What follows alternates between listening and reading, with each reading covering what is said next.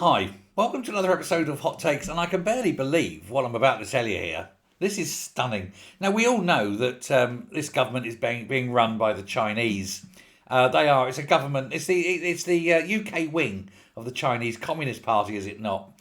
But another Labour minister has just flown out and gone all the way to China. And this is despite the terrible things that have been happening over the last few weeks with the Chinese spy case scandal. They're wanting to build this huge spy hub in the middle of London. The Americans being very unhappy about it. The Chinese trying to desperately take control of the Indian Ocean via the Chagos deal, etc. Well, and this is where I fail to understand how they think they're going to get away with it, but they will. Lord Valence has led a group from the university sector to China, flown over there, jetted off he goes, to discuss scientific cooperation with China. This is the same country, China, that last week intimidated Sheffield Hallam University, into preventing and stopping their research into Chinese alleged human rights violations. Oh yes, well, we put a lot of money into your university. It's a shame if that stopped. Stop investigating our human rights violations. Interesting, isn't it?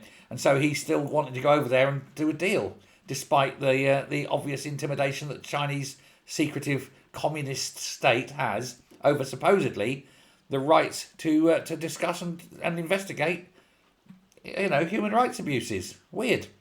But despite this, Labour have decided that yes, we will go and cooperate with our enemy, which they refuse to call an enemy.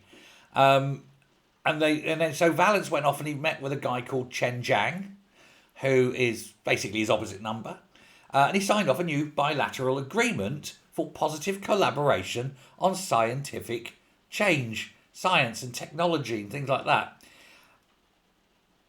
And what's weird is he said that we have the ability now and the opportunity to improve people's lives and grow our economy. Well, you haven't grown your economy yet.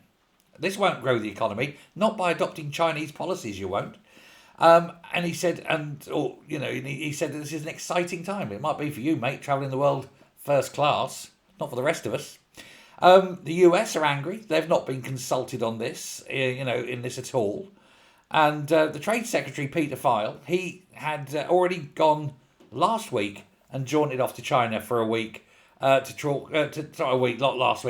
month, to do a trade deal. Not much came of that. It is very, very weird, isn't it? But one of the reasons they want to do this scientific handling is they want to work out all the positive effects and they can work together on in regards to climate change. Climate change. It's China, the worst offender in the world. If you truly want to stop any climate change and all this decarbonisation problems that you keep talking about, stop buying shit from China. Force them to close down their factories. Unbelievable, isn't it? Oh yes, the rest of the world will have to suffer, but China can just carry on opening up coal-fired power stations because China. What a load of shit. They're driving Britain into the ground, the world's most expensive energy prices. Meanwhile, China, dirt shit cheap energy because they just use coal and don't have to sign up to anything else. And he wants to go and kiss their little Chinese arses. My God, Keir Starmer, stop sending people over to China. I know you love them, I know you want to be them, and I know you're paid for by them. But stop inflicting the damage on us, you traitorous piece of human dross. There we go, got that out of my system. Thanks very much. Goodbye.